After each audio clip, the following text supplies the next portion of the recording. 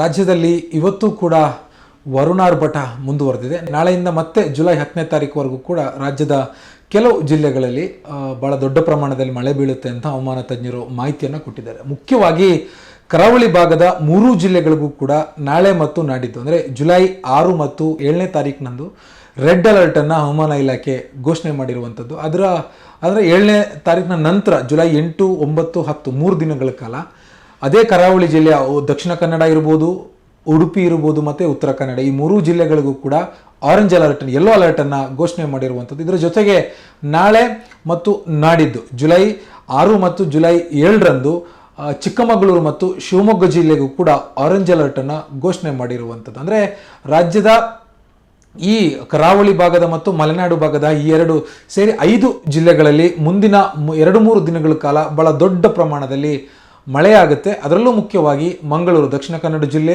ಉಡುಪಿ ಜಿಲ್ಲೆ ಮತ್ತು ಉತ್ತರ ಕನ್ನಡ ಜಿಲ್ಲೆ ಈ 3 ಜಿಲ್ಲೆಗಳಿಗೆ 2 ದಿನಗಳ ಕಾಲ ರೆಡ್ ಅಲರ್ಟನ್ನು ಘೋಷಣೆ ಮಾಡಿದರೆ, ಚಿಕ್ಕಮಗಳೂರು ಮತ್ತು ಶಿವಮೊಗ್ಗ ಜಿಲ್ಲೆಗೆ ನಾಳೆ ಮತ್ತು ನಾಡಿದ್ದು ಆರೆಂಜ್ ಅಲರ್ಟನ್ನು ಘೋಷಣೆ ಮಾಡಿರುವಂಥದ್ದು. ಅದರ ಮುಂದುವರೆದ ಭಾಗವಾಗಿ ಜುಲೈ 8, 9, 10 ಈ 3 ದಿನಾಂಕಗಳಂದು ಮಂಗಳೂರು, ದಕ್ಷಿಣ ಕನ್ನಡ ಇರ್ಬೋದು, ಉಡುಪಿ ಇರ್ಬೋದು, ಉತ್ತರ ಕನ್ನಡ ಇರ್ಬೋದು ಈ 3 ಜಿಲ್ಲೆಗಳಿಗೂ ಕೂಡ ಯೆಲ್ಲೋ ಅಲರ್ಟನ್ನು ಘೋಷಣೆ ಮಾಡಿದ್ದೀವಿ ಅನ್ನುವಂಥ ಒಂದು ಪತ್ರಿಕಾ ಪ್ರಕಟಣೆಯನ್ನು ರಾಜ್ಯ ಹವಾಮಾನ ಇಲಾಖೆ ತಜ್ಞರು ಈಗಾಗಲೇ ಹೊರಡಿಸಿರುವಂಥದ್ದು.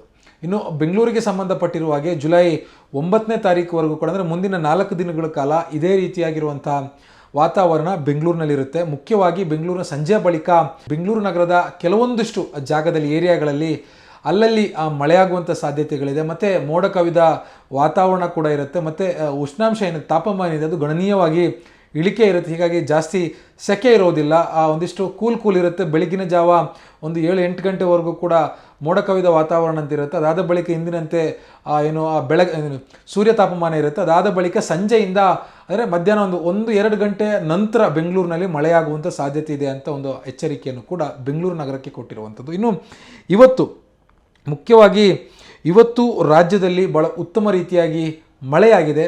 ಅದರಲ್ಲೂ ಮುಖ್ಯವಾಗಿ ಹೊನ್ನಾವರ, ಉತ್ತರ ಕನ್ನಡ ಜಿಲ್ಲೆಯ ಹೊನ್ನಾವರದಲ್ಲಿ ಅತಿ ಹೆಚ್ಚು ಮಳೆ ಅಂದರೆ ಜುಲೈ 5ರಂದು ಆಗಿರುವಂಥದ್ದು.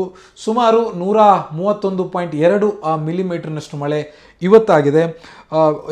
ಹೊನ್ನಾವರ ಬಿಟ್ಟರೆ ನಂತರ ಕಾರವಾರ, ಶಿರಾಲಿ ಎಲ್ಲೋ ಹೆಚ್ಚು ಕಮ್ಮಿ 40-45 ಮಿಲಿಮೀಟರ್ನಷ್ಟು ಮಳೆ ಇಲ್ಲೆಲ್ಲವೂ ಆಗಿದೆ. ಮತ್ತು ಇನ್ನೇನು ಮುಂದಿನ ದಿನಗಳಲ್ಲಿ ಈಗ ಕರಾವಳಿ ಮತ್ತು ದಕ್ಷಿಣ ಒಳನಾಡು ಪ್ರದೇಶಗಳಲ್ಲಿ, ಅದು ಶಿವಮೊಗ್ಗ ಇರ್ಬೋದು, ಈ ಕಡೆ ಚಾಮರಾಜನಗರವರೆಗೂ, ಈ ಕಡೆಯಿಂದ ಕೋಲಾರದಿಂದ ಈ ಕಡೆ ಕೊಡಗಿನವರೆಗೂ ಕೂಡ ಭಾಳ ಉತ್ತಮ ರೀತಿಯಲ್ಲಿ ಮಳೆಯಾಗಿದೆ. ಬೆಂಗಳೂರಿನಲ್ಲೂ ಕೂಡ ಅಂಥ ಕಳಪೇನಲ್ಲ, ಸಾಧಾರಣ ರೀತಿಯಲ್ಲಿ ಮಳೆಯಾಗಿರುವಂಥದ್ದು. ಆದರೆ ಈ ಬಾರಿ ಅತಿ ಕಡಿಮೆ ಮಳೆ ಉಂಟಾಗಿರುವಂಥದ್ದು ನಮ್ಮ ಉತ್ತರ ಕರ್ನಾಟಕದ ಭಾಗಕ್ಕೆ. ಆದರೆ ಇನ್ನು ಮುಂದಿನ ದಿನಗಳಲ್ಲಿ ಜುಲೈ 9ರ ನಂತರ ಉತ್ತರ ಕರ್ನಾಟಕಕ್ಕೆ ಭಾಳ ದೊಡ್ಡ ಪ್ರಮಾಣದಲ್ಲಿ ಮಳೆಯಾಗುವಂಥ ಸಾಧ್ಯತೆ ಇದೆ ಅನ್ನೋ ಒಂದು ಮಾಹಿತಿಯನ್ನು ರಾಜ್ಯ ಹವಾಮಾನ ಇಲಾಖೆಯ ತಜ್ಞರು ಕೊಡ್ತಾ ಇರುವಂಥದ್ದು. ಒಟ್ಟಾರೆ ದಿನದಿಂದ ದಿನಕ್ಕೆ ಮುಂಗಾರು ಮಳೆ ಚುರುಕು ಪಡಿತಾ ಇದೆ. ಈ ಬಾರಿಯ ಪೂರ್ವ ಮುಂಗಾರು ಭಾಳ ಉತ್ತಮ ರೀತಿಯಲ್ಲಾಗಿದೆ. ಬರೋಬ್ಬರಿ 62% ಹೆಚ್ಚಿನ ಮಳೆ ಪೂರ್ವ ಮುಂಗಾರಲ್ಲಿ ನಮಗಾಗಿದೆ ರಾಜ್ಯದಲ್ಲಿ. ಸೊ ಮುಂಗಾರು ಮಳೆಯು ಕೂಡ ಭಾಳ ನಿರೀಕ್ಷೆಗೂ ಮೀರಿ ಮಳೆಯಾಗುವಂಥ ಒಂದು ನಿರೀಕ್ಷೆ ಇದೆ ತಜ್ಞರಲ್ಲಿ. ಸೊ ಈಗಿನ ಒಂದು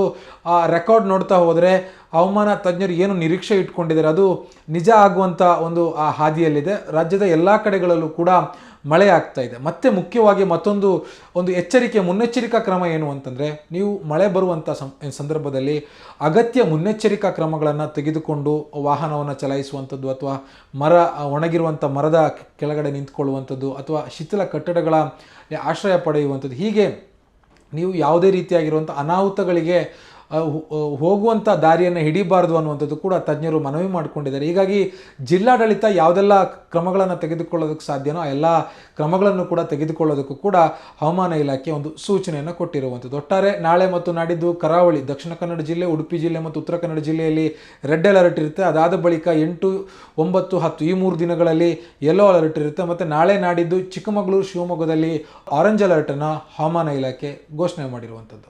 ಆದಷ್ಟು ಸೇಫ್ ಆಗಿರಿ, ಮಳೆ ಆಗಬೇಕು. ಅದ್ರ ಜೊತೆಗೆ ನೀವು ಸೇಫ್ ಆಗಿರೋದು ಕೂಡ ಅಷ್ಟೇ ಮುಖ್ಯ.